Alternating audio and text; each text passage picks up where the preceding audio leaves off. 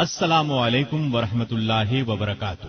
ابو عبیدہ بن جراح رضی اللہ عنہ کے حالات و واقعات سماعت فرمائیں گے، جن کو اسی دنیا میں جنت کی خوشخبری دی گئی۔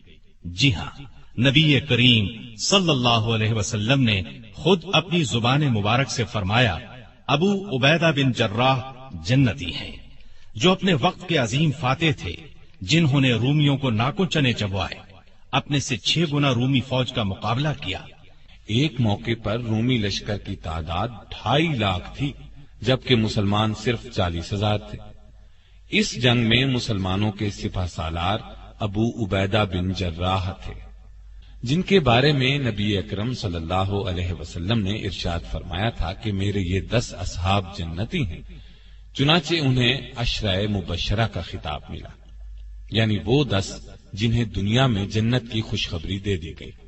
ان کے نام یہ ہیں: سیدنا ابو بکر صدیق، سیدنا عمر فاروق، سیدنا عثمان غنی، سیدنا علی بن ابی طالب، سیدنا عبد الرحمن بن عوف، سیدنا طلحہ، سیدنا زبیر بن عوام، سیدنا سعد بن ابی وقاص، سیدنا سعید بن زید اور سیدنا ابو عبیدہ بن جراح رضی اللہ عنہم اجمعین۔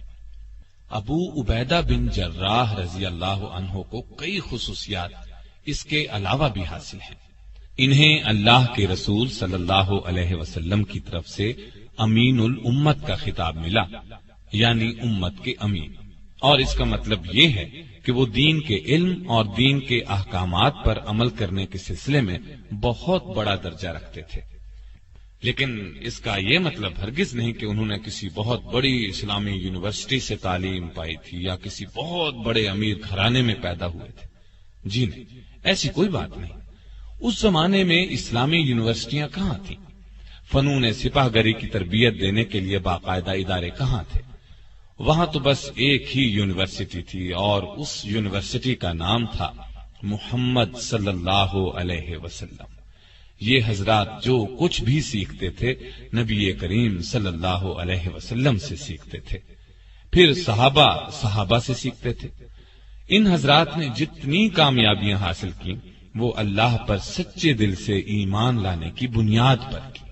حقیقت یہی ہے کہ جب کوئی اللہ کے احکامات پر عمل کرنے لگ جاتا ہے تو پھر اللہ اسے دانائی کا ایسا نور عطا کرتا ہے کہ اس کے سبھی کام آسان ہوتے چلے جاتے ہیں۔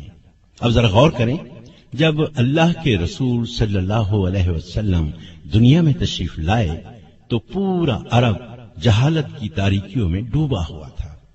وہ لوگ بات بات پر ایک دوسرے کا خون بہانے پر تل جاتے تھے، اور جب ان میں لڑائی چھڑتی تھی تو پھر جلد ختم نہیں ہوتی تھی، بعض اوقات تو سالہ سال جاری رہتی۔ جوا کھیلتے، شراب پیتے، سب سے بڑا عیب ان میں یہ تھا کہ اپنی بیٹیوں کو چنانچہ اسے جنگل میں لے جاتا اور زندہ دفن کر دیتا۔ اس سے بڑا بلکہ سب سے بڑا عیب ان میں یہ تھا کہ بتوں کو پوجتے تھے، بتوں کو اپنا کارساز سمجھتے تھے، ان پر چڑھاوے چڑھاتے تھے، ان کے ناموں کی منتیں مانتے تھے، ان کو اپنا الہ خیال کرتے تھے۔ ان حالات میں وہاں یونیورسٹیاں کہاں ہو سکتی تھیں؟ وہاں تو مدرسے بھی نہیں تھے، بچوں کے لیے اسکول بھی نہیں تھے۔ لیکن ہمارے نبی صلی اللہ علیہ وسلم کی آمد نے وہاں کا نقشہ ہی بدل کر رکھ دیا، کایا پلٹ دی۔ صحابہ کرام رضی اللہ عنہم میں سے ہر قسم کے علوم و فنون کے ایسے ماہر ہوئے کہ دنیا آج تک ان کا لوہا مانتی ہے۔ مثلا خالد بن ولید رضی اللہ عنہ کی سپہ سالاری کو لے لیں، انہوں نے 60,000 کے لشکر کا مقابلہ صرف 60 جانبازوں سے کیا اور 60,000 نے شکست کھائی۔ اس سے بڑھ کر مثال کیا ہو سکتی ہے؟ عمر رضی اللہ عنہ کی خلافت کے زمانے میں اسلامی حکومت 22 لاکھ مربع میل پر پھیل چکی تھی، اور اس طرح ان کا حکم چلتا تھا کہ کوئی چوں بھی نہیں کر سکتا تھا۔ لیکن جب یہ مسلمان نہیں تھے تو اپنے باپ کے اونٹ چرایا کرتے تھے۔ یہ سب اسلام کی برکات تھیں کہ وہ اتنی بڑی اسلامی حکومت کے خلیفہ بنے۔ یہی وہ برکت تھی جس نے ابو عبیدہ بن جراح کو امین الامت بنا دیا۔ اور اس سے بھی بڑھ کر ایک عظیم سپہ سالار بنے جنہوں نے رومیوں کو شکست پر شکست دی۔ اسلام اور نبی کریم صلی اللہ علیہ وسلم کی مخالفت کرنے والوں یعنی مکہ کے قریش، مدینے کے یہودیوں اور عیسائیوں کا زور ٹوٹ گیا اور پہلی اسلامی حکومت قائم ہو گئی تو دور دراز علاقوں میں رہنے والے عرب گروہ در گروہ اسلام قبول کرنے کے لیے مدینہ آنے لگے۔ ان گروہوں میں ایک گروہ یمن کے علاقے نجران کا آیا۔ یہ لوگ عیسائی تھے۔ ان لوگوں نے اسلام کی سچائی جاننے کے لیے کئی دن تک بحث کی۔ نبی کریم صلی اللہ علیہ وسلم نے ان کے ساتھ بہت اچھا سلوک کیا، ان کے سوالات کے جوابات دیے، لیکن وہ مسلمان نہ ہوئے۔ تاہم انہوں نے وعدہ کیا کہ وہ جزیہ ادا کرتے رہیں گے۔ جزیہ ایک قسم کا ٹیکس کہہ لیں جو اسلامی حکومت میں رہنے والے غیر مسلموں سے وصول کیا جاتا تھا۔ اس کے علاوہ انہوں نے یہ درخواست بھی کی کہ ان کے ساتھ کسی ایسے ایماندار آدمی کو بھیج دیا جائے جو ان سے جزیہ وصول کرنے کے ساتھ انہیں دین اسلام کی باتیں بتائے۔ اللہ کے رسول صلی اللہ علیہ وسلم نے فرمایا، ٹھیک ہے، میں تمہارے ساتھ ایک ایسے شخص کو بھیجوں گا جو اس امت کا امین ہے۔ آپ صلی اللہ علیہ وسلم کے یہ الفاظ سن کر سیدنا ابو بکر اور سیدنا عمر رضی اللہ تعالی عنہما جیسے بڑے صحابہ کے دلوں میں خواہش پیدا ہوئی کہ ان نجرانیوں کے ساتھ انہیں بھیجا جائے تاکہ یہ عزت ان کے حصے میں آئے۔ لیکن اللہ کے رسول صلی اللہ علیہ وسلم نے سیدنا ابو عبیدہ بن جراح رضی اللہ عنہ کو کھڑے ہونے کا ارشاد فرمایا اور اس طرح یہ عزت ان کے حصے میں آئی اور وہ امین الامت کہلائے۔ عربی میں امین ایسے شخص کو کہتے ہیں جو بہت دیانتدار ہو، اس کے پاس کوئی امانت رکھوائی جائے تو اس میں خیانت نہ کرے، وعدے کے مطابق اس کو لوٹا دے۔ تو یہ تھا ان کے امین الامت بننے کا واقعہ۔ ہاں، تو میں بتا رہا تھا کہ وہ عشرہ مبشرہ میں سے ہیں۔ ان کا تعلق قریش کی ایک شاخ بنو فہر سے تھا۔ وہ رسول اللہ صلی اللہ علیہ وسلم کے مدینے کی طرف ہجرت فرمانے سے 20 برس پہلے اور ایک روایت کے مطابق 40 برس پہلے مکہ میں پیدا ہوئے۔ ان کا اصل نام عامر تھا۔ ابو عبیدہ ان کی کنیت تھی۔ اولاد کی نسبت سے جو نام مشہور ہو جاتا ہے اس کو کنیت کہتے ہیں۔ ان کے والد کا نام عبداللہ اور دادا کا نام الجراح تھا، اس لیے ان کا نام یہ بنتا ہے ابو عبیدہ بن عبداللہ بن جراح، لیکن وہ مشہور ابو عبیدہ بن جراح کے نام سے ہوئے۔ ان کا سلسلہ نسبت اوپر جا کر رسول اللہ صلی اللہ علیہ وسلم سے جا ملتا ہے۔ ان کی ایک شان یہ ہے کہ یہ سب سے پہلے ایمان لانے والوں میں شامل ہیں۔ سب سے پہلے ایمان لانے والوں کو سابقون الاولون کہتے ہیں۔ اس وقت مسلمان ہونے والوں کو سخت تکالیف دی جاتی تھی۔ کہا جاتا ہے کہ انہوں نے سیدنا ابو بکر رضی اللہ عنہ کے کہنے پر اسلام قبول کیا تھا۔ جس دن یہ مسلمان ہوئے اسی دن ان حضرات نے بھی اسلام قبول کیا تھا۔ سیدنا عبد الرحمن بن عوف، سیدنا عثمان بن مظعون، سیدنا ارقم بن ارقم رضی اللہ تعالی عنہ۔ ان میں عبد الرحمن بن عوف بھی عشرہ مبشرہ میں سے ہیں۔ پھر جب مسلمانوں کو بہت زیادہ ستایا جانے لگا، ظلم کے پہاڑ ان پر توڑے جانے لگے، تپتی ریت پر جب ان کو لٹایا جانے لگا، زنجیروں سے باندھ کر جب ان کو کھینچا جانے لگا، پھر انہیں بھوکا پیاسا رکھا جانے لگا، تب نبی صلی اللہ علیہ وسلم نے اللہ کے حکم سے مسلمانوں کو اجازت دی کہ مکہ چھوڑ کر حبشہ چلے جائیں۔ اللہ کی خاطر اس طرح وطن اور گھر بار چھوڑنے کو ہجرت کرنا کہتے ہیں۔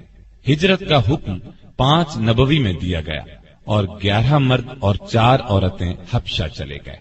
یہ ٹھیک ہے، وہ عیسائی تھا لیکن بہت نیک دل تھا۔ اس نے ان مہاجر مسلمانوں کو اپنے ملک میں رہنے کی اجازت دے دی اور ان کے ساتھ بہت اچھا سلوک کیا۔ یہاں میں آپ کو یہ بھی بتاتا چلوں کہ قرآن مجید کی روح سے عیسیٰ علیہ السلام اللہ کے جلیل القدر پیغمبر تھے۔ اللہ نے ان پر اپنی کتاب انجیل نازل کی تھی، اس لیے ان پر ایمان لانے والے بھی مسلمان ہی تھے۔ لیکن پھر عیسیٰ علیہ السلام کے آسمان پر اٹھا لیے جانے کے بعد دنیا کے فائدے کی خاطر لوگوں نے ان کی تعلیم کو بدل دیا، اپنی طرف سے اس تعلیم میں مطلب کی باتیں شامل کر لی، انجیل مقدس کو کچھ سے کچھ بنا دیا۔ ایسا کرنے کو تحریف کرنا کہتے ہیں۔ یہ بہت بڑا گناہ ہے۔ ان کی تعلیم کو بدل دینے والوں نے ایک عقیدہ یہ گھڑ لیا کہ عیسیٰ علیہ السلام اللہ کے بیٹے ہیں، لیکن کچھ عیسائی صحیح تعلیم پہ بھی قائم رہے۔ حبشہ کا بادشاہ نجاشی بھی سچا عیسائی تھا، وہ عیسیٰ علیہ السلام کو اللہ کا بیٹا نہیں مانتا تھا۔ ایسا عقیدہ رکھنا شرک ہے۔ اللہ تعالیٰ نے قرآن کریم میں بار بار فرمایا ہے، شرک سب سے بڑا گناہ ہے، شرک معاف نہیں کیا جائے گا۔ اس قافلے میں 91 مہاجر تھے، ان میں 73 مرد اور 18 عورتیں تھیں۔ اپنے دین کے لیے یہ بہت بڑی قربانی تھی۔ ابو عبیدہ بن جراح کی ایک شان یہ ہے کہ انہوں نے 2 مرتبہ ہجرت کی، یعنی دوسری مرتبہ 13 ہجری کو حبشہ سے مدینہ کی طرف اس وقت ہجرت کی جب اللہ کے رسول صلی اللہ علیہ وسلم ہجرت فرما کر مدینہ تشریف لے گئے۔ اس طرح ان کے حصے میں ہجرت کا دگنا ثواب آیا۔ یہی نہیں، انہیں تو اللہ تعالیٰ نے بہت سی دوسری نعمتوں سے بھی نوازا۔ میں پہلے بتا چکا ہوں کہ وہ عشرہ مبشرہ میں شامل ہیں، اور جہاں تک میرا خیال ہے یہ حلف الفضول میں بھی شامل رہے ہوں گے۔ میں آپ کو یہ بھی بتاتا چلوں کہ مدینہ تشریف لانے کے بعد نبی اکرم صلی اللہ علیہ وسلم نے مسلمانوں کے مابین جو مواخات قائم کی تھی، اس میں حضرت ابو عبیدہ بن جراح بھی شامل تھے۔ مواخات کا مطلب ہے بھائی چارہ۔ نبی صلی اللہ علیہ وسلم نے دو مسلمانوں میں بھائی چارہ قائم فرمایا تھا۔ اس طرح ابو عبیدہ بن جراح رضی اللہ عنہ کو ابو طلحہ رضی اللہ عنہ کا دینی بھائی بنایا۔ یہ بھائی چارہ اس لیے تھا کہ مسلمان ایک دوسرے کے مددگار اور خیر خواہ بن جائیں۔ یہ لوگ پھر ایسے خیر خواہ بنے کہ سگے بھائی بھی ایسی خیر خواہی کم ہی کرتے ہیں۔ اکثر صحابہ رضی اللہ عنہم نے اپنا آدھا مال اپنے بھائیوں کو دے دیا۔ جن کے پاس 2 مکان تھے انہوں نے ایک مکان دے دیا۔ غرض ہر چیز کا نصف بھائیوں کے نظر کر دیا۔ ایسی مثال دنیا میں کم ہی ملتی ہے، لیکن افسوس آج کل مسلمانوں میں بھائی چارے کے جذبات کم ہی نظر آتے ہیں۔ اسلام نے تمام مسلمانوں کو بھائی بھائی قرار دیا ہے۔ اللہ تعالیٰ قرآن مجید میں ارشاد فرماتا ہے، وَأَقْسِطُوا إِنَّ اللَّهَ يُحِبُّ الْمُقْسِطِينَ إِنَّمَا الْمُؤْمِنُونَ إِخْوَةٌ فَأَصْلِحُوا بَيْنَ أَخَوَيْكُمْ وَاتَّقُوا اللَّهَ لَعَلَّكُمْ تُرْحَمُونَ۔ اور انصاف کرو کہ اللہ انصاف کرنے والوں کو پسند کرتا ہے۔ مومن تو ایک دوسرے کے بھائی ہیں، لہذا اپنے بھائیوں کے درمیان تعلقات کو درست کرو اور اللہ سے ڈرو، امید ہے کیا جائے گا۔ ابو عبیدہ بن جراح رضی اللہ عنہ کو نبی صلی اللہ علیہ وسلم سے کتنی محبت تھی۔ عربی میں اس کو حب رسول کہتے ہیں، اور یہ ایمان کا حصہ ہے۔ سچا مسلمان وہی ہے جس کے دل میں اللہ اور اس کے رسول صلی اللہ علیہ وسلم کی محبت دنیا کی ہر چیز سے زیادہ ہو، یہاں تک کہ اپنی جان سے بھی زیادہ محبت اللہ اور اس کے رسول سے ہونی چاہیے، تبھی ایمان کامل ہوتا ہے۔ اور یہ محبت زبانی نہ ہو، اس محبت کا تقاضا یہ ہے کہ انسان اللہ کے احکامات پورے طور پر بجا لائے، نبی صلی اللہ علیہ وسلم کی اطاعت میں انتہا کر دے۔ لیکن آج مسلمان اللہ کے احکامات پر توجہ ہی نہیں دیتے۔ ابو عبیدہ بن جراح رضی اللہ عنہ کی ایک شان یہ بھی ہے کہ وہ رسول اللہ صلی اللہ علیہ وسلم سے سچی محبت کرتے تھے۔ یہی وجہ تھی کہ آپ بھی ان سے بہت محبت کرتے تھے۔ ان کی زندگی کا ایک واقعہ ایسا ہے کہ وہ ایمان اور یقین کے بہت اونچے درجے پر نظر آتے ہیں۔ اللہ تعالیٰ قرآن کریم میں فرماتا ہے، لا تجد قوما يؤمنون بالله واليوم الآخر يوادون من حاد الله ورسوله ولو كانوا آباءهم أو أبناءهم أو إخوانهم أو عشيرتهم أولئك أولئك كتب في قلوبهم الإيمان وأيدهم بروح منه ويدخلهم جنات تجري من تحتها الأنهار خالدين فيها رضي الله عنهم ورضوا عنه أولئك حزب الله ألا إن حزب الله هم المفلحون تم یہ نہ دیکھو گے کہ جو لوگ اللہ اور قیامت کے دن پر ایمان رکھتے ہیں وہ ان لوگوں سے محبت کریں جو اللہ اس کے رسول صلی اللہ علیہ وسلم کی مخالفت کر رہے ہیں، چاہے وہ ان کے باپ ہوں یا بیٹے یا ان کے بھائی ہوں یا خاندان کے لوگ۔ اللہ نے ان کے دلوں میں ایمان پختہ کر دیا ہے اور اپنی طرف سے ایک روح عطا کر کے قوت بخشی ہے۔ وہ انہیں ایسی جنتوں میں داخل کرے گا جن کے نیچے نہریں بہتی ہوں گی، وہ ان میں ہمیشہ رہیں گے۔ اللہ ان سے راضی ہو گیا، وہ اللہ سے راضی ہو گئے۔ وہ اللہ کے طرفدار لوگ ہیں اور اللہ کے طرفدار ہی فلاح پانے والے ہیں۔ یہ اللہ تعالی نے صحابہ رضی اللہ عنہم کی تعریف بیان فرمائی ہے۔ اب اس کی وضاحت میں واقعہ سن لیں۔ غزوہ بدر میں ایسا ہوا کہ ابو عبیدہ بن جراح رضی اللہ عنہ اور ان کے والد عبداللہ بن جراح لڑائی کے دوران آمنے سامنے آ گئے۔ ان کے والد مسلمان نہیں ہوئے تھے اور کافروں کے لشکر میں تھے۔ وہ بہت بڑھ بڑھ کر حملے کر رہے تھے۔ کوئی عام آدمی ہوتا تو باپ کو دیکھ کر پیچھے ہٹ جاتا، لیکن سیدنا ابو عبیدہ رضی اللہ عنہ نے یہ کمزوری نہ دکھائی، اپنے باپ کی اس وقت کی حالت کو ذہن میں رکھا، یہ کہ وہ اللہ کا دشمن ہے۔ انہوں نے موقع پاتے ہی بے دھڑک باپ پر وار کر دیا اور اسے قتل کر دیا، اور یہ بات ثابت کر دی کہ انہیں اپنا دین اور ایمان اپنی جان اور دنیا کی ہر چیز سے زیادہ عزیز ہے۔ ایسی اور بھی مثالیں ملتی ہیں۔ بات در اصل یہ ہے کہ وہ لشکر اللہ کے دشمنوں کا تھا اور یہ لوگ اللہ اور اس کے رسول صلی اللہ علیہ وسلم کی محبت میں سرشار تھے۔ ان حالات میں وہ باپ کو کیوں قتل نہ کرتے؟ اور پھر یہ لڑائی مسلمانوں اور کافروں کی پہلی لڑائی تھی۔ جنگ شروع ہونے سے پہلے اللہ کے رسول صلی اللہ علیہ وسلم نے دعا مانگی تھی، اے اللہ، آج پورا کفر پورے اسلام کے مقابلے میں آ گیا ہے، اگر تیرے یہ بندے مٹ گئے تو روئے زمین پر قیامت تک تیرا نام لینے والا کوئی نہیں ہوگا۔ لہذا ان حالات میں ایک مسلمان کیسے کافر باپ کا لحاظ کر سکتا تھا؟ دراصل سب رشتوں میں اصل رشتہ ایمان کا رشتہ ہے۔ غیر قوم سے تعلق رکھنے والا مسلمان دوسرے مسلمان کا بھائی بن جاتا ہے، اور سگا بھائی کافر ہو تو اس کی حیثیت غیر جیسی ہو جاتی ہے۔ چنانچہ ابو عبیدہ رضی اللہ عنہ نے ایمان کے رشتے کو سامنے رکھا اور کافر باپ کو قتل کر دیا جو مسلمانوں کو ہلاک کرنے کے لیے آیا تھا۔ ایک اور واقعہ سناتا ہوں، اس سے یہ بات ثابت ہو جاتی ہے کہ سیدنا ابو عبیدہ رضی اللہ عنہ کو رسول پاک صلی اللہ علیہ وسلم سے سچی محبت تھی۔ غزوہ بدر میں شکست کھانے کے بعد اگلے سال 3 ہجری میں مکے کے کافروں نے پھر حملہ کیا اور احد پہاڑ کے قریب مسلمانوں اور کافروں کے درمیان لڑائی ہوئی۔ اس لڑائی کو غزوہ احد کہتے ہیں۔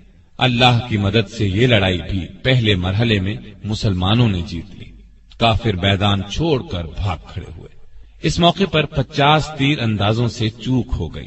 نبی کریم صلی اللہ علیہ وسلم نے ایک درے پر انہیں مقرر فرمایا تھا اور ہدایت فرمائی تھی کہ درے کو نہ چھوڑنا، کیونکہ اس طرف سے دشمن مسلمانوں پر حملہ کر سکتا تھا۔ جب کافر بھاگے تو ان تیر اندازوں نے درہ چھوڑ دیا اور مال غنیمت سمیٹنے کے لیے میدان کی طرف چلے گئے۔ درے کو خالی پا کر کافر پلٹے اور اس سے گزر کر مسلمانوں کی پشت کی طرف سے حملہ کر دیا۔ اس اچانک حملے سے مسلمانوں کے پاؤں اکھڑ گئے، اس لیے کہ وہ تو مال غنیمت جمع کرنے میں مصروف ہو چکے تھے۔ اب صورتحال ایسی پیدا ہو گئی کہ نبی صلی اللہ علیہ وسلم بھی زخمی ہو گئے۔ ایک پتھر لگنے سے آپ کے سامنے کے 2 دانت شہید ہو گئے، خود کی کڑیاں آپ کے رخسار مبارک میں گڑ گئیں۔ یہ بہت نازک وقت تھا، مسلمان پاؤں اکھڑنے کی وجہ سے بکھر گئے، ادھر ادھر بھاگ پڑے۔ ادھر کافروں نے شور مچا دیا کہ ہم نے مسلمانوں کے نبی کا خاتمہ کر دیا، نعوذ باللہ۔ ایسے نازک موقع پر ابو عبیدہ بن جراح اور دوسرے جانثار صحابہ رضی اللہ عنہم نے اپنی جانوں کی پرواہ نہ کرتے ہوئے آپ صلی اللہ علیہ وسلم کی حفاظت کی خاطر سامنے کھڑے ہو گئے، اور جو تیر، نیزہ، پتھر، جو کچھ بھی آیا انہوں نے اپنے جسموں پر اس کو لینا شروع کیا۔ تیر آتے نظر آتے تو وہ اپنے ہاتھ آگے کر دیتے، اپنا سینہ تان دیتے، اور نبی صلی اللہ علیہ وسلم تک کوئی ہتھیار نہ پہنچنے دیتے۔ ابو بکر صدیق رضی اللہ عنہ فرماتے ہیں کہ رسول اللہ صلی اللہ علیہ وسلم کو خطرے میں پا کر میں آپ کی طرف بھاگا تو ابو عبیدہ بن جراح مجھ سے پہلے پہنچ چکے تھے۔ یہ ہاری ہوئی جنگ بھی مسلمانوں نے پھر جیت لی تھی۔ دوسری بار فتح اللہ کی مہربانی، صلی اللہ علیہ وسلم کی بے مثال جرأت اور صحابہ کرام رضی اللہ عنہم کی جانثاری کی وجہ سے ہوئی۔ آپ کی حفاظت کرتے ہوئے 10 صحابہ شہادت کے مرتبے پر فائز ہوئے۔ خود رسول اللہ صلی اللہ علیہ وسلم بہت زیادہ زخمی ہونے کے باوجود ایک چٹان تک تشریف لے گئے۔ یہ کام اس لیے زیادہ مشکل تھا کہ چاروں طرف سے تیر برس رہے تھے۔ مسلمانوں نے جب نبی صلی اللہ علیہ وسلم کو زندہ سلامت دیکھا تو پلٹ پڑے اور کافروں پر اس قدر شدید حملہ کیا کہ انہیں میدان جنگ سے بھگا دیا۔ سیدنا ابو عبیدہ بن جراح رضی اللہ عنہ نے رسول اللہ صلی اللہ علیہ وسلم سے محبت کا ثبوت اس طرح پیش کیا کہ وہ تاریخ کا ایک خاص واقعہ بن گیا۔ رسول اللہ صلی اللہ علیہ وسلم کے رخسار میں خود کی کڑیاں اس طرح گڑ گئی تھیں کہ ان کو نکالنے کی کوئی تدبیر سمجھ میں نہیں آ رہی تھی۔ اس موقع پر وہ جلدی سے آگے بڑھے اور خود کی کڑی کو اپنے دانتوں سے پکڑ کر کھینچا۔ کڑی تو نکل آئی، لیکن اس کوشش میں خود ان کا ایک دانت ٹوٹ گیا، جبکہ ابھی دوسری کڑی رخسار مبارک میں گڑی تھی۔ دانت ٹوٹنے کی وجہ سے خود ابو عبیدہ رضی اللہ عنہ تکلیف میں مبتلا ہو گئے۔ مزید دانت ٹوٹ جانے کا خطرہ بھی تھا، لیکن انہوں نے پرواہ نہ کی، دانتوں سے پکڑ کر دوسری کڑی کو بھی کھینچا، اور ایسا کرتے ہوئے ان کا ایک دانت اور ٹوٹ گیا۔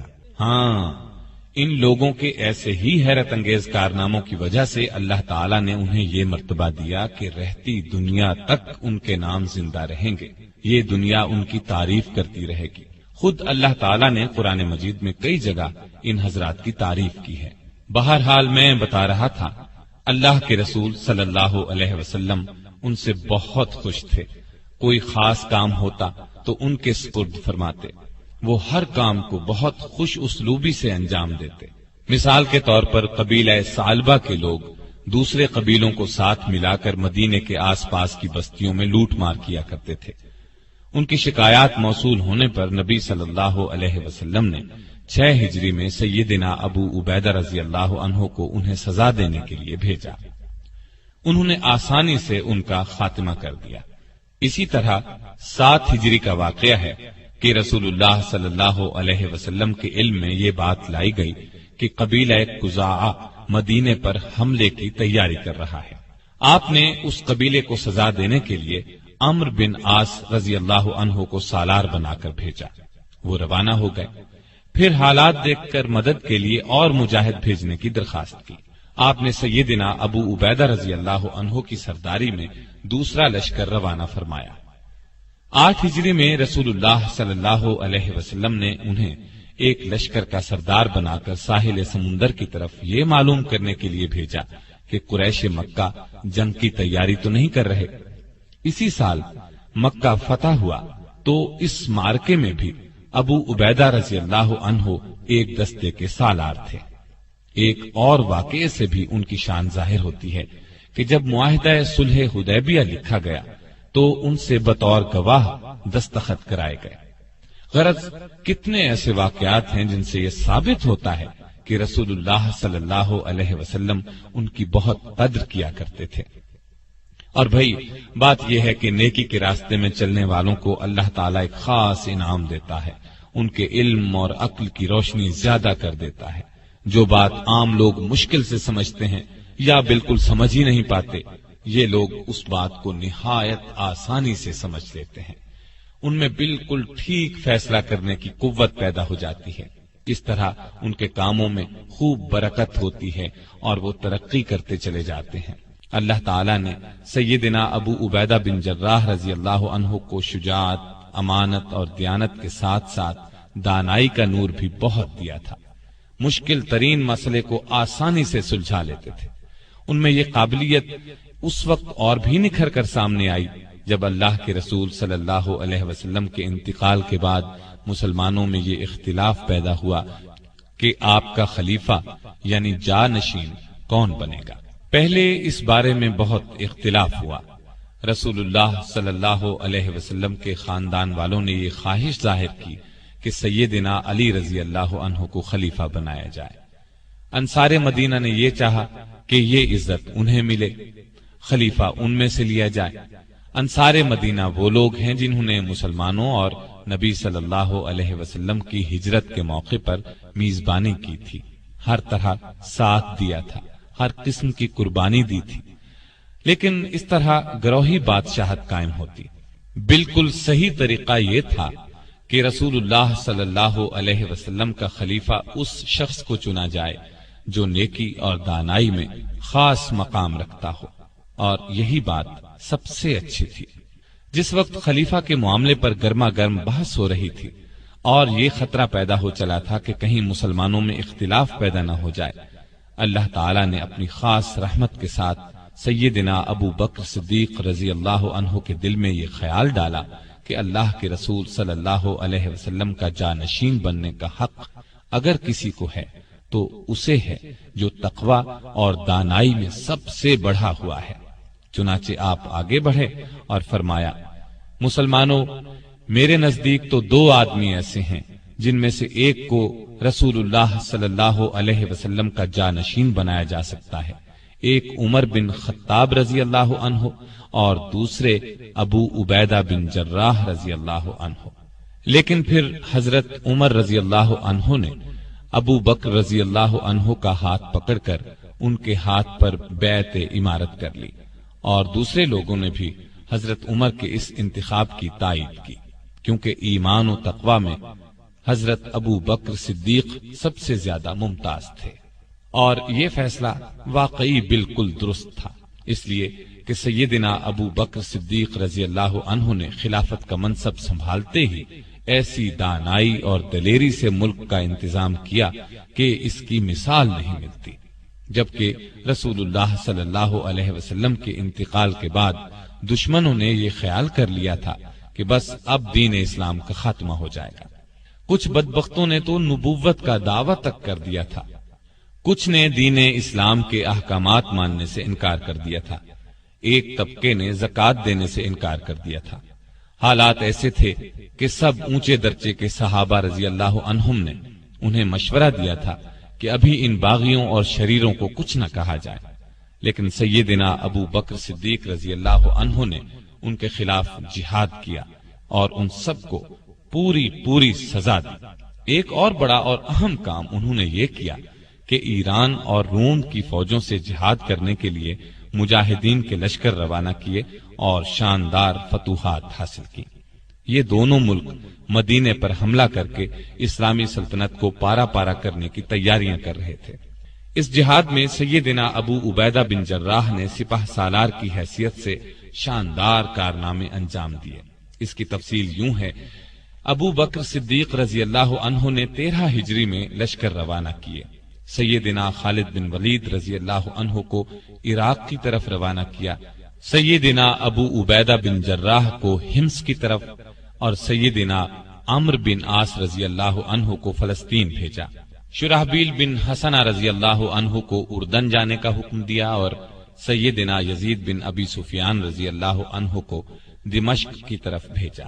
یہ لشکر اس لیے بھیجے گئے کہ رومی اور ایرانی سلطنتیں مسلمانوں پر حملہ آور ہونے کی تیاریاں کر رہی تھی۔ اسلام سے لڑنے کی اجازت نہیں دیتا، کہ اپنی طاقت بڑھائی جائے، اس نے زمین پر فساد پھیلانے کو قتل سے بڑا فتنہ قرار دیا ہے، لیکن ساتھ ہی اپنی حفاظت کو ضروری بتایا ہے۔ اسی سلسلے میں نبی صلی اللہ علیہ وسلم تبوک گئے تھے۔ ابو بکر صدیق رضی اللہ عنہ نے بھی آپ کی اسی سنت پر عمل کیا کہ ان کے حملہ آور ہونے کا انتظار کرنے کے بجائے آگے بڑھ کر ان کا مقابلہ کیا جائے۔ سیدنا ابو عبیدہ بن جراح رضی اللہ عنہ مدینہ منورہ سے روانہ ہوئے تو ان کے ساتھ کوئی بڑی فوج نہیں تھی، لیکن ان کا دل اس یقین سے لبریز تھا کہ دشمن کتنا بھی طاقتور ہو ہمارے سامنے نہیں ٹھہر سکے گا۔ اس یقین کی اصل وجہ اللہ کی امداد پر پورا بھروسہ تھا۔ غزوہ بدر، غزوہ احد، غزوہ احزاب اور غزوہ خیبر میں انہوں نے اس غیبی امداد کو اپنی آنکھوں سے دیکھا تھا۔ رسول اللہ صلی اللہ علیہ وسلم کے زمانے میں لڑی جانے والی ان سب جنگوں میں مسلمانوں کی تعداد کافروں کے مقابلے میں بالکل کم تھی، لیکن فتح مسلمانوں ہی کو حاصل ہوئی۔ دوسری طرف رومی بھی جنگ کی زبردست تیاریاں کر رہے تھے۔ وہ لڑائی میں کچھ کم ماہر نہیں تھے، ان کو ہر طرح کی امداد پہنچانے کے لیے ان کی پشت پر ایک بڑی سلطنت تھی۔ بہرحال ابو عبیدہ رضی اللہ عنہ کے راستے میں سب سے پہلے بصرہ کا شہر آیا۔ انہوں نے اس شہر کو نہایت آسانی سے فتح کر لیا۔ رومیوں نے اپنی طرف سے پوری تیاری کر کے مقابلہ کیا تھا۔ بصرہ کے بعد انہوں نے مآب بھی بہت آسانی سے فتح کر لیا۔ یہ ابتدائی فتوحات سیدنا ابو عبیدہ رضی اللہ عنہ نے اللہ کی مدد اور ایمانی جذبے ہی سے حاصل کی۔ ان دو مقامات کی فتح کے بعد آپ جابیہ پہنچ کر رک گئے تاکہ اندازہ لگا سکیں کہ رومی اب کیا کرنے والے ہیں۔ ادھر دو جنگیں ہارنے کے بعد رومی ہوشیار ہو گئے تھے۔ پہلے وہ اس خوش فہمی میں مبتلا تھے کہ مسلمان ہمارے مقابلے میں ہیں ہی کیا، لیکن اب انہیں اندازہ ہوا کہ ان کا مقابلہ معمولی انسانوں سے نہیں ہے۔ چنانچہ انہوں نے ایک جگہ جمع ہو کر بھرپور مقابلے کی تیاریاں شروع کر دی۔ دوسری طرف ابو عبیدہ بن جراح رضی اللہ عنہ نے بھی حالات کا اندازہ لگا کر دربار خلافت کو رومیوں کی تیاریوں اور ارادوں کی خبر دی اور مدد مانگی۔ سیدنا ابو بکر صدیق رضی اللہ عنہ نے فوراً فوجی مدد روانہ فرمائی اور جو دوسرے سالار روانہ فرما چکے تھے انہیں بھی پیغام بھیجا کہ ابو عبیدہ کے پاس پہنچ جائیں۔ ایسا ہی حکم آپ نے خالد بن ولید کو بھی بھیجا، یعنی وہ بھی عراق سے شام پہنچ جائیں۔ تو سیدنا ابو بکر صدیق رضی اللہ عنہ کو بھی اس غیبی تائید الہی سے جنگ کے محاذ پر پیش آنے والی مشکلات کا اندازہ ہو گیا تھا۔ چنانچہ انہوں نے تمام سپہ سالاروں کو حکم دیا کہ ابو عبیدہ کی مدد کے لیے پہنچ جائیں۔ جب سب لشکر ان کے پاس پہنچ گئے تو سپہ سالار خالد بن ولید رضی اللہ عنہ کو بلا لیا گیا، اس لیے کہ وہ بہت زیادہ بہادر تھے اور جنگی تدبیریں اختیار کرنے میں اللہ نے انہیں خاص قابلیت عطا کی تھی۔ اس موقع پر انہی کو سالار اعلیٰ بنانا مناسب تھا۔ غزوہ موتا میں کامیابی حاصل کرنے پر رسول اللہ صلی اللہ علیہ وسلم نے انہیں سیف اللہ یعنی اللہ کی تلوار کے لقب سے نوازا تھا۔ جنگ جیتنے کی خاص صلاحیتیں اللہ تعالیٰ نے انہیں عطا فرمائی تھی۔ سالار اعلیٰ بن کر انہوں نے اپنی قابلیت اور بہادری کا پورا ثبوت دیا۔ رومی بادشاہ نے اپنی فوج کے سالاروں کے مشورے سے جنگ کا ایسا نقشہ بنایا تھا کہ لازمی طور پر فتح حاصل ہو اور مسلمانوں کا اس طرح خاتمہ ہو جائے کہ وہ پھر مقابلے میں آنے کے قابل نہ رہے۔ اس نے حکم دیا تھا کہ مسلمانوں کو اکٹھا نہ ہونے دیا جائے اور رومی فوج یرموک کے میدان میں جمع ہو کر مسلمانوں پر بھرپور حملے کی تیاری کرے۔ یرموک کی لڑائی تاریخ کی بہت بڑی جنگ گنی جاتی ہے۔ اس میں رومیوں کی تعداد 2.5 لاکھ تھی، جبکہ مسلمان فوج صرف 40,000 تھی۔ جنگ کے ساز و سامان میں بھی رومی بہت بڑھے ہوئے تھے، ان کی فوجی تربیت بھی زبردست انداز میں ہوئی تھی، لیکن دوسری طرف بھی آخر سیف اللہ تھے۔ خالد بن ولید رضی اللہ عنہ نے بھی اللہ کی مدد سے ایسی جنگی تدبیریں اختیار کی اور مسلمان مجاہد ایسی بہادری سے لڑے کہ بہت تعداد اور بھاری ہتھیار کچھ بھی کام نہ آئے۔ رومی بدحواس ہو کر بھاگے، ان کی بہت بڑی تعداد ماری گئی۔ اللہ تعالیٰ نے مسلمانوں کو شاندار فتح سے نوازا۔ ایک روایت کے مطابق جنگ یرموک میں کئی سو ایسے صحابہ شہید ہوئے جنہوں نے غزوہ بدر اور غزوہ احد میں شرکت کی تھی۔ اللہ کے ان خاص بندوں کی زندگیوں کا تو سب سے بڑا مقصد ہی یہی تھا کہ اللہ کے لیے اپنا سب کچھ قربان کر دیں۔ بلکہ غالب نے کیا خوب کہا ہے، جان دی ہوئی اسی کی تھی، حق تو یہ ہے کہ حق ادا نہ ہوا۔ یہ ان بزرگوں کی قربانیوں ہی کا نتیجہ ہے کہ پوری دنیا میں اسلام کا جھنڈا لہرا رہا ہے۔ یورپ اور امریکہ کے شہروں میں اذان کی آوازیں گونج رہی ہیں۔ شام میں لڑی جانے والی اور لڑائیوں کا حال سنانے سے پہلے یہ بتاتا چلوں کہ 22 جمادی الثانیہ 13 ہجری کو سیدنا ابو بکر رضی اللہ عنہ کا انتقال ہو گیا اور ان کی جگہ سیدنا عمر فاروق رضی اللہ عنہ خلیفہ بنائے گئے۔ انہوں نے خلافت کا منصب سنبھالنے کے کچھ دن بعد ہی سیدنا خالد بن ولید رضی اللہ عنہ کو ان کے عہدے سے ہٹا کر سیدنا ابو عبیدہ بن جراح رضی اللہ عنہ کو اسلامی افواج کا سالار اعلی بنا دیا۔ اس سلسلے میں 2 روایات ہیں۔ ایک تو یہ کہ کسی شاعر نے سیدنا خالد بن ولید رضی اللہ عنہ کا قصیدہ لکھا۔ کسی کی تعریف میں اشعار لکھے جائیں تو اس کو قصیدہ کہتے ہیں۔ یہاں تک تو اعتراض کی کوئی بات نہیں تھی، لیکن انہوں نے یہ کیا کہ خوش ہو کر شاعر کو انعام دیا۔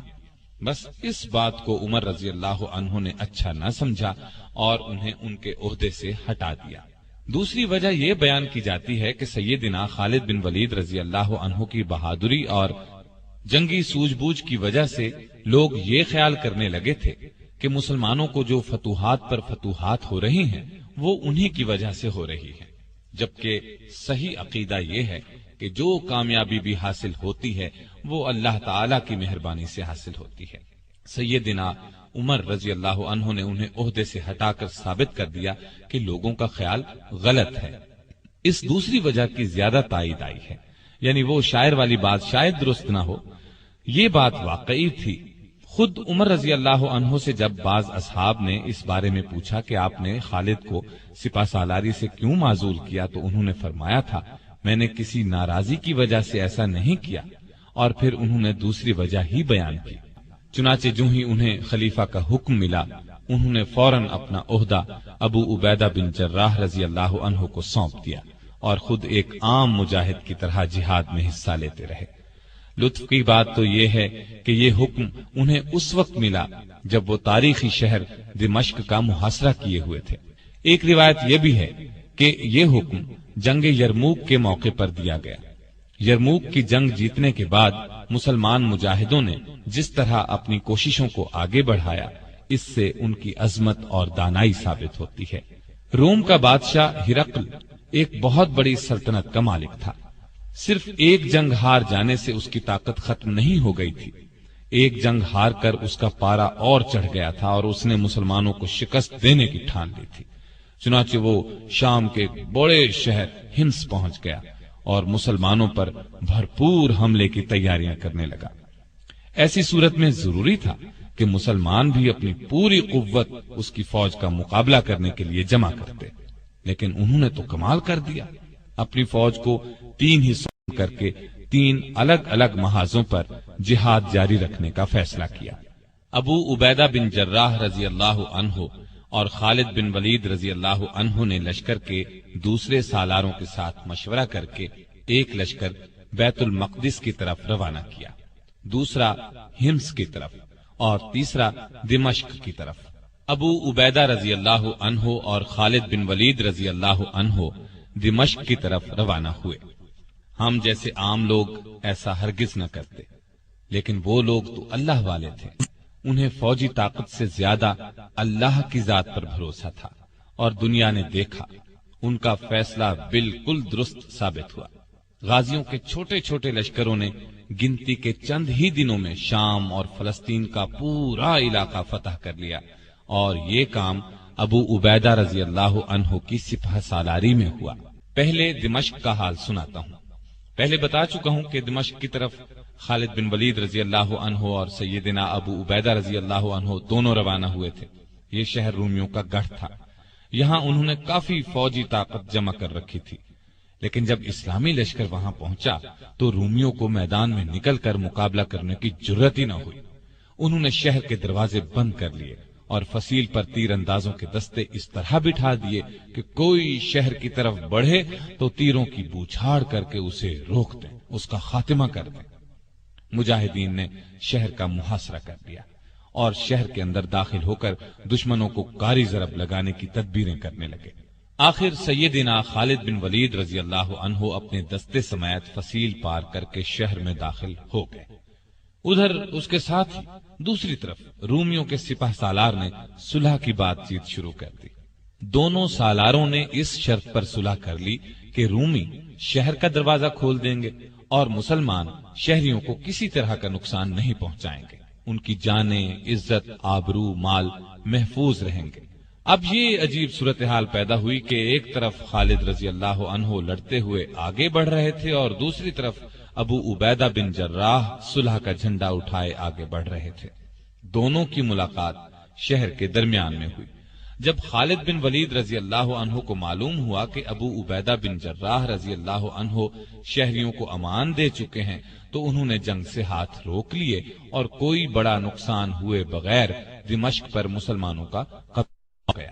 اللہ تعالی نے قرآن کریم میں فرمایا ہے، حق آیا، باطل مٹ گیا اور باطل تو ہے ہی مٹنے کے لیے۔ اللہ تعالیٰ کے اس ارشاد کے مطابق ان لوگوں کو ہمیشہ کامیابی حاصل ہوتی ہے جو حق پر ہوں، اور یہ مجاہد چونکہ حق پر تھے اس لیے تعداد میں کم ہونے کے باوجود اللہ نے انہیں شاندار کامیابی عطا کی، بلکہ اس کے بعد بھی وہ کامیابیاں حاصل کرتے چلے گئے۔ دمشق فتح کرنے کے بعد مخل، بیسان، ہمس اور لازقیہ جیسے کئی اور شہر انہوں نے نہایت آسانی سے فتح کر لیے۔ رومی جہاں بھی مسلمانوں سے لڑنے کے لیے جمع ہوتے، مجاہدین کے لشکر وہیں پہنچ جاتے اور ان کا غرور خاک میں ملا دیتے۔ ان لڑائیوں میں لازقیہ کی لڑائی اس لحاظ سے خاص ہے کہ اس میں ابو عبیدہ رضی اللہ عنہ کی اعلیٰ درجے کی جنگی قابلیت اور ذہانت سے فتح حاصل ہوئی۔ قیصر روم کے حکم سے اس شہر میں رومیوں نے بہت بڑی طاقت جمع کر رکھی تھی۔ سیدنا ابو عبیدہ رضی اللہ عنہ کو ان کے اجتماع کی خبر ملی تو آپ لشکر لے کر تیزی سے وہاں پہنچ گئے اور رومیوں نے اس طرح شہر کے دروازے بند کر لیے جس طرح دمشق کے بند کیے تھے۔ مسلمانوں نے شہر کا محاصرہ کر لیا، لیکن آس پاس کا علاقہ ایسا تھا کہ اس شہر کا محاصرہ زیادہ دن جاری نہیں رکھا جا سکتا تھا۔ ان سب باتوں پر غور کرتے ہوئے ابو عبیدہ رضی اللہ عنہ نے مجاہدین کو حکم دیا کہ وہ شہر سے کافی دور جا کر خندقیں کھود لیں اور یہ کام ایسی احتیاط سے کریں کہ رومیوں کو اس کا پتہ نہ چلے۔ یہ حکم پورا کیا گیا۔ جب کام مکمل ہو گیا تو دوسرا حکم یہ دیا کہ مجاہد بڑی بڑی ٹولیاں بنا کر لشکر سے نکلیں، اس طرح کہ رومی انہیں جاتے ہوئے دیکھیں۔ لشکروں سے نکل کر مجاہدین کی یہ ٹولیاں خندقوں میں چھپ جائیں اور جب نعرہ تکبیر بلند ہو تو بہت تیزی سے نکل کر شہر پر حملہ کر دیں۔ چنانچہ اس حکم پر بھی عمل کیا گیا۔ مسلمان بڑی بڑی ٹولیوں میں جانے لگے۔ رومیوں نے خیال کیا وہ محاصرہ اٹھا کر جا رہے ہیں۔ جب انہیں اپنے طور پر یہ اندازہ ہو گیا کہ مسلمانوں کا پورا لشکر محاصرہ اٹھا کر چلا گیا ہے تو شہر کے دروازے کھول دیے۔ شہر کے دروازے کھلتے ہی نعرہ تکبیر بلند ہوا۔ مجاہدین خندقوں سے نکلے اور تیزی سے دوڑتے ہوئے آ کر شہر میں داخل ہو گئے۔ شہر پر نہایت آسانی سے قبضہ ہو گیا۔ رومیوں کو پتہ ہی نہ چلا کہ یہ کیا ہو گیا ہے۔ ان مجاہدین نے اللہ کے راستے میں لڑنے کے علاوہ اخلاق، ایمانداری اور شرافت کے بھی ایسے شاندار نمونے پیش کیے کہ پورے علاقے میں ان کی دھوم مچ گئی۔ مثلا ایک واقعہ سن لیں۔ جب دربار خلافت سے حکم ملا کہ سب مجاہد ایک جگہ جمع ہو جائیں، آپس میں مشورہ کر کے کسی کو سالار چن لیں اور ایک لشکر بن کر رومیوں کا مقابلہ کریں، تو سیدنا ابو عبیدہ بن جراح رضی اللہ عنہ اس وقت تک کئی شہر فتح کر چکے تھے۔ ان شہروں میں کچھ ایسے بھی تھے جنہوں نے جزیہ دینا منظور کیا تھا اور لڑائی کے بغیر مسلمانوں کو فاتح مان لیا تھا۔ جزیہ ایک ٹیکس ہے جو اسلامی سلطنت میں رہنے والے غیر مسلموں سے اس شرط کے ساتھ وصول کیا جاتا ہے کہ مسلمان ان کی حفاظت کریں گے۔ ان لوگوں نے جزیہ بھی ادا کر دیا تھا۔ خلیفۃ المسلمین کا حکم ملنے کے بعد مسلمانوں کو یہ علاقے چھوڑنے پڑے تو ان شہروں کے باشندوں کو جزیے کی ساری رقم لوٹا دی اور ان سے کہا چونکہ اب ہم تمہاری حفاظت کی شرط پوری نہیں کر سکتے اس لیے یہ رقمیں اپنے پاس رکھنے کا بھی ہمیں کوئی حق نہیں ہے۔ ہمارے ان بزرگوں کی تو تمام زندگیاں ہی ایسی ہیں کہ ان کی مثال ہی نہیں ملتی۔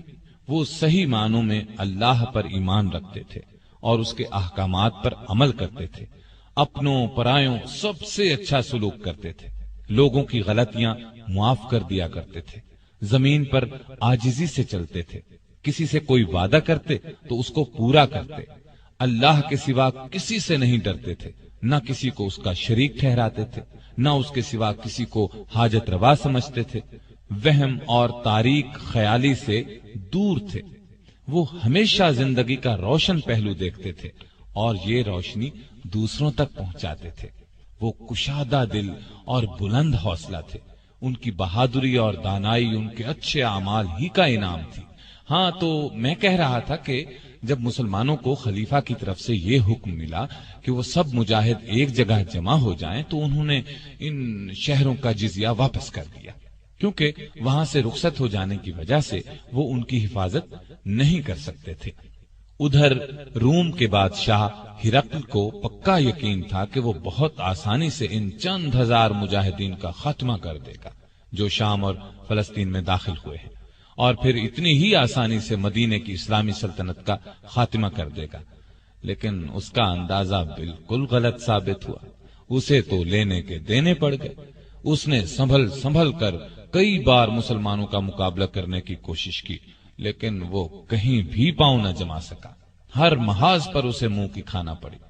آخرکار وہ اس علاقے کو جو سلطنت روما کا مشرقی حصہ کہلاتا تھا ہمیشہ کے لیے چھوڑ کر قسطنطینیہ کی طرف فرار ہو گیا۔ قسطنطینیہ اس کی سلطنت کے مغربی حصے کا دارالحکومت تھا۔ ہرقل کے فرار کے بعد سیدنا ابو عبیدہ بن جراح رضی اللہ عنہ نے مقدس شہر بیت المقدس فتح کرنے کا ارادہ کیا۔ اس وقت تک وہ شام کے قریباً تمام بڑے چھوٹے شہروں پر قبضہ کر چکے تھے۔ خالد بن ولید رضی اللہ عنہ اور لشکر کے دوسرے سالاروں سے مشورہ کر کے انہوں نے پہلے عمرو بن عاص رضی اللہ عنہ کو بیت المقدس بھیجا اور پھر خود بھی وہاں پہنچ گئے۔ اس شہر کی حفاظت کرنے والی رومیوں کی فوج مسلمانوں کی مسلسل فتوحات کی خبریں سن کر پہلے ہی ہمت ہار چکی تھی۔ چنانچہ جیسے ہی ابو عبیدہ رضی اللہ عنہ وہاں پہنچے، شہر کے مذہبی پیشواؤں یعنی رہنماؤں نے پیغام بھیجا۔ وہ پیغام یہ تھا، اگر مسلمانوں کے خلیفہ عمر بن خطاب رضی اللہ عنہ خود بیت المقدس آئیں تو ہم لڑے بغیر شہر کی کنجیاں ان کے حوالے کر دیں گے۔ یہ سن کر ابو عبیدہ بن جراح رضی اللہ عنہ نے کہا، اس سے اچھی بات کیا ہو سکتی ہے کہ ہمارا ایک بھی مجاہد نہ مارا جائے اور بھی کوئی نقصان نہ ہو اور شہر پر ہمارا قبضہ بھی ہو جائے۔ پھر انہوں نے رومیوں کا یہ پیغام عمر رضی اللہ عنہ کی خدمت میں بھیج دیا۔ عمر رضی اللہ عنہ کو یہ پیغام ملا تو وہ بیت المقدس جانے کے لیے تیار ہو گئے۔ آپ بیت المقدس کی طرف روانہ ہوئے اور اس طرح روانہ ہوئے کہ اپنے ساتھ صرف اپنے غلام کو لے کر چلے۔ آج کل کے بادشاہ کہیں جاتے ہیں تو ان گنت حفاظتی انتظامات کیے جاتے ہیں، حفاظتی دستہ ساتھ جاتا ہے، لیکن وہ صرف اپنے ایک غلام کو لے کر چل پڑے۔ اور اس سے بھی بڑھ کر مزے کی بات یہ ہے کہ ان کے پاس اونٹ بھی ایک ہی تھا، 2 اونٹ بھی نہیں تھے، لہٰذا وہ باری باری اونٹ پر سواری کر رہے تھے۔ پہلے عمر رضی اللہ تعالی عنہ نے اگر سواری کی تو پھر غلام نے سواری کی، غلام کی باری ختم ہوئی تو عمر رضی اللہ عنہ کے اونٹ پر بیٹھنے کی باری آئی۔ اس طرح باری باری اونٹ کی سواری کرتے آخر وہ بیت المقدس کے نزدیک پہنچ گئے۔ پر لطف بات یہ ہے کہ جب بیت المقدس نزدیک آیا تو اس وقت اونٹ پر سواری کرنے کی باری غلام کی تھی اور مسلمانوں کے خلیفہ اونٹ کی مہار پکڑے پیدل چلے آ رہے تھے۔ شہر کا دروازہ قریب آنے پر غلام نے کہا بھی، دروازہ نزدیک آ چکا ہے، اب اونٹ پر آپ سوار ہو جائیں۔ اس پر عمر رضی اللہ عنہ نے فرمایا کہ سنیں، باری آپ کی ہے، لہذا اونٹ پر آپ ہی بیٹھے رہیں۔ غلام نے کہا، وہ لوگ کیا سوچیں گے؟ عمر رضی اللہ عنہ نے فرمایا کوئی پرواہ نہیں، ہمیں جو کچھ بھی عزت ملی ہے اسلام کی بدولت ملی ہے، نہ کہ سواری یا لباس سے۔ اور پھر اسی حالت میں مسلمانوں کے دوسرے خلیفہ عمر فاروق رضی اللہ عنہ شہر کے دروازے پر پہنچے۔ وہاں عیسائی اور مسلمانوں کی فوج کے سپہ سالار ابو عبیدہ رضی اللہ عنہ اور دوسرے سالار موجود تھے۔ چشم فلک نے یہ نظارہ دیکھا، آقا اونٹ کی مہار پکڑے چلے آ رہے ہیں اور غلام اونٹ پر سوار ہے، اور یہ نظارہ دیکھتے ہی بیت المقدس کے مذہبی پیشواؤں نے شہر کی چابیاں ان کے حوالے کر دی۔ سنا ہے ان کی کتابوں میں یہی لکھا ہوا تھا کہ جب مسلمانوں کا خلیفہ بیت المقدس کے دروازے پر پہنچے گا تو اونٹ کی مہار اس کے ہاتھ میں ہوگی اور غلام اونٹ پر بیٹھا ہوگا۔ یہ بھی کہا جاتا ہے کہ اس وقت عمر رضی اللہ عنہ کے جسم پر جو لباس تھا اس میں پیوند لگے ہوئے تھے۔ دروازہ نزدیک آنے پر غلام نے یہ بھی کہا تھا کہ آپ لباس تبدیل کر لیں، آپ نے یہ بھی پسند نہیں فرمایا تھا۔ اس طرح بیت المقدس خون کا ایک قطرہ بہائے بغیر فتح ہو گیا، مسلمانوں کا اس پر قبضہ ہو گیا۔ عمر رضی اللہ عنہ نے ابو عبیدہ رضی اللہ عنہ کو اس پورے علاقے کا والی یعنی گورنر مقرر فرمایا اور خود مدینے لوٹ گئے۔ ابو عبیدہ رضی اللہ عنہ قریباً 1 برس تک اس علاقے کے حکمران رہے، پھر 18 ہجری میں ان کا انتقال ہو گیا۔ ان کی وفات طاعون کی بیماری سے ہوئی۔ آپ اس وقت اموس کے مقام پر تھے، وہاں یہ وبائی مرض پھیل گیا۔ عمر رضی اللہ عنہ نے انہیں وہاں سے کہیں اور منتقل ہونے کا مشورہ دیا، لیکن آپ وہیں رہے اور فرمایا موت وقت سے پہلے نہیں آ سکتی۔ ہاں، ان کے 2 بیٹے تھے، ایک کا نام یزید اور دوسرے کا عمیر تھا۔